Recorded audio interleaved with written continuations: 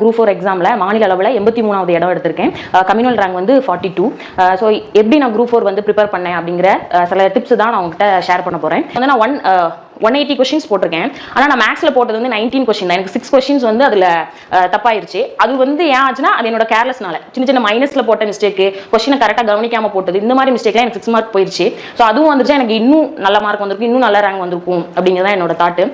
So நம்ம வந்து டிஎன்பிஎஸ்சியில் படிக்க ஆரம்பிச்சோம்னா நம்ம எப்படி படிச்சுட்டே இருக்கும், தொடர்ந்து நம்ம படிக்கிறோமா, டெய்லி படிக்கிறோமா, டெஸ்ட் எவ்வளோ அட்டன் பண்ணி பார்க்குறோம், அதுதான் நம்மளோட வெற்றியை வந்து தீர்மானிக்கும். நெக்ஸ்ட் வந்து நான் வந்து மேலே வந்து குரூப் 2 ஃபோக்கஸாக படித்ததே குரூப் 2 படிக்கணும் அப்படிங்கிறது தான். ஸோ குரூப் 2 வந்து எழுதிட்டு மேலே எழுதிட்டு அதுக்கப்புறம் ஜூன்லேயே மெயின்ஸ் படிக்க ஸ்டார்ட் பண்ணிட்டோம். ஸோ ஜூலையில் ஃபுல்லாக மெயின்ஸ் வந்து ரொம்ப ஃபோக்கஸாக படிச்சுட்டு இருந்தேன். அந்த மெயின்ஸோட அந்த எஃபெக்ட்டும் எனக்கு வந்து குரூப் 4 ரொம்ப யூஸ்ஃபுல்லாக இருந்துச்சு. அந்த கொஸ்டின்ஸை ஹேண்டில் பண்ணுறதுக்கு ரொம்ப யூஸ்ஃபுல்லாக இருந்துச்சு. அடுத்து வந்து தமிழில் நான் எடுத்த மார்க் தான் அந்த ஸ்கோர் வந்து அதிகமாக காரணம். 99 கொஸ்டின்ஸ் கரெக்டாக போட்டிருந்தேன். ஸோ எக்ஸாம் எழுதிட்டு வந்து நான் ஆன்சர் கீ பார்க்கும்போதே தெரியும் 99 கொஸ்டின்ஸ் வந்து கரெக்டாக போட்டிருக்கேன். நாங்கள் எழுதும் போதே எனக்கு தெரியும் எனக்கு ஒரே ஒரு கொஸ்டின் மட்டும் தான் ஆன்சர் தெரியல, அந்த ஒன்று தான் தப்பு அப்படிங்கிறதும் எக்ஸாம் ஹால் வச்சு திருப்பி ஆன்சர் கீ செக் பண்ணும்போதும் கரெக்டாக இருந்துச்சு. அந்த ஒன்று மட்டும் தான் மிஸ்டேக்.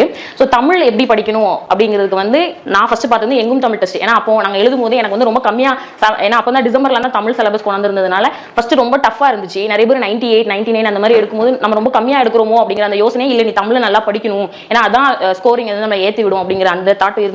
ஸோ 6th ல இருந்து 10th வரைக்கும் தமிழ், அதே மாதிரி old book, 11th 12th book, அதே மாதிரி ப்ரீவியஸ் இயர் கொஸ்டின். நம்மளுக்கு வந்து ப்ரீவியஸ் இயர் கொஸ்டின் பார்த்தோம்னா எப்படி கேட்குறாங்க, எந்த மாதிரி ஆன்சர் எதிர்பார்த்து கேட்குறாங்க அப்படிங்கிற மாதிரி வந்து நமக்கு நல்லா தெரியும். இலக்கண கொஸ்டின்ஸ்க்கு வந்து ப்ரீவியஸ் இயர் கொஸ்டின் வந்து ரொம்ப யூஸ்ஃபுல்லாக இருக்கும். ஜிகேலையுமே நம்ம வந்து நமக்கு எந்த சப்ஜெக்ட் பிடிக்குமோ, பாலிட்டி, இப்போ வந்து ஐஎன்எம் வந்து நான் நல்லா படிச்சு வச்சிருந்தேன். ஐஎன்எம்ல கொஸ்டின்ஸும் நிறைய அந்த பாளையக்காரர்கள் கொஸ்டின்ஸ்லாம் அது நல்லா தெரியும், நம்மளுக்கு தெரிஞ்சது நல்லா வந்திருக்கு அப்படிங்கிற அந்த இது ஒரு திருப்தியே அங்கே எக்ஸாம் வந்து நமக்கு நல்லா எழுதுறதுக்கு உதவும். ஸோ பாலிட்டி, ஐஎன்எம் அப்படி நான் ஹிஸ்ட்ரி அப்படி படித்தேன். ஸோ நம்மளுக்கு எந்த சப்ஜெக்ட் வருமோ அதை வந்து 100% நல்லா படிச்சு வச்சுட்டு மற்ற சப்ஜெக்ட் நமக்கு பிடிக்கல இல்லைன்னா தெரியாது அப்படிங்கிறத வந்து செலக்டடான டாபிக்ஸ் நம்ம படிச்சிட்டோம் அப்படின்னாலே இந்த ஸ்கோர் வந்து ரொம்ப ஈஸியாக அட்டன் பண்ணுறது தான் அப்படிங்கிறது தான் என்னோட தாட்டு. என்னோட அந்த டிஎன்பிஎஸ்சி எக்ஸாமுக்கு படிக்கிற ஜானி வந்து 2019 ஸ்டார்ட் பண்ணேன், 2019 செப்டம்பரில். ஸோ அதுலேருந்து ஒரு 6 months கிளாஸ் தான் ஃபுல்லாக அட்டன் பண்ணேன். ஸோ அட்டன் பண்ணிருக்கும் போது கொரோனா லாக்டவுன் வந்துருச்சு. ஸோ மார்ச்சில் கொரோனா லாக்டவுனுக்கு அப்புறம் ஃபுல்லாக வீட்டில் இருக்கிற மாதிரி இருக்கும்போது கூட அதுக்கப்புறமே அந்த கொரோனா லாக்டவுன்ல இருந்தே டெஸ்ட் ஃபுல்லாக டெஸ்ட் தான் போட்டு பார்த்துருக்கோம். கொரோனா லாக்டவுன்லே ஹோம் டெஸ்ட் நிறைய, அப்போவே எங்களுக்கு டெய்லி ஹோம் டெஸ்ட் அனுப்பி அதோட மார்க்கெல்லாம் போட்டு ஓவரால்லாம் போட்டாங்க.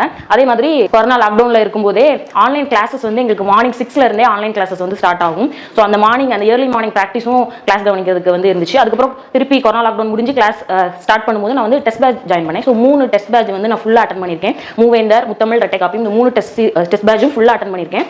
அதே மாதிரி அதுக்கப்புறம் எங்கும் தமிழ், உன்னால் முடியும், தேன்கணிதம், அறிவு கடந்த எல்லா டெஸ்ட்டுமே, எந்த டெஸ்ட்டுமே நான் விடாமல் ஃபுல்லாக எல்லா டெஸ்ட்டுமே எழுதியிருக்கேன். ஏதாவது டெஸ்ட் மிஸ் ஆனால் கூட திருப்பி கொஸ்டின் பேப்பர் எடுத்து நான் போட்டு பார்த்துருக்கேன். ஸோ அதிகமாக டெஸ்ட் போட்டு பார்த்ததுனால தான் எனக்கு வந்து நல்ல ரேங்க் வந்திருக்கு அப்படிங்கிறது என்னோட தாட்டு. அதே மாதிரி எக்ஸாம் எழுதிட்டு வரும்போதே நம்ம நல்லா பண்ணியிருக்கோம், ஆன்சர் கீ செக் பண்ணோன்னு நம்ம நல்லா பண்ணியிருக்கோம் அப்படிங்கிற அந்த தாட்டு இருந்துச்சு. ஸோ அதே மாதிரி ரிசல்ட்டும் வந்ததில் எனக்கு ரொம்ப ஹாப்பி. அதே மாதிரி ஸ்ட்ராட்டஜி அப்படின்னா ஸ்ட்ராட்டஜி எதாவது சொல்லுங்கள் அப்படின்னா நான் ஸ்ட்ராட்டஜியாக நினைக்கிறதே ஏர்லி மார்னிங் எந்திரிச்சு படிக்கணும், அதுதான் ஸ்ட்ராட்டஜி அப்படின்னு நான் சொல்லுவேன். ஸோ அதுக்கப்புறம் ஸ்ட்ராட்டஜின்னு சொல்லணும்னா டெஸ்ட் போட்டு பார்க்குறது. இப்போ வந்து ரெண்டே நம்ம எவ்வளோ டெஸ்ட் போட்டு பார்க்குறோமோ அதுதான் நம்மளுடைய வெற்றியை வந்து தீர்மானிக்கக்கூடியதாக இருக்கும். ஸோ எல்லாராலையுமே எக்ஸாம் அட்டன் பண்ண முடியும், எல்லாராலையுமே அரசு அதிகாரிகளாக மாற முடியும். ஸோ உங்களாலையும் முடியும். கலங்காது கண்ட வினைக்கண் துளங்காது தூக்கம் கடிந்து செயல். ஏதாவது நம்ம ஒரு செயலை செய்யணும்னு எடுத்துட்டோம் அப்படின்னா அதை வந்து மனம் தளராம, சோர்வு இல்லாம, பயப்படாம நம்மளோட ஃபுல் எஃபர்ட்டையும் போட்டு நம்ம அந்த செயலை செய்யணும். அது வந்து தாமதப்படுத்திடக்கூடாது, தொடர்ந்து செஞ்சுக்கிட்டே இருக்கணும். இந்த செயல்பாடுகள் தான் நம்மளை வந்து வெற்றி பாதைக்கு அழைத்து செல்லக்கூடிய வழியா இருக்கும். ஸோ எல்லாரும் முயற்சி பண்ணுங்க, எல்லாரும் விரும்பினது கிடைக்கும். நன்றி.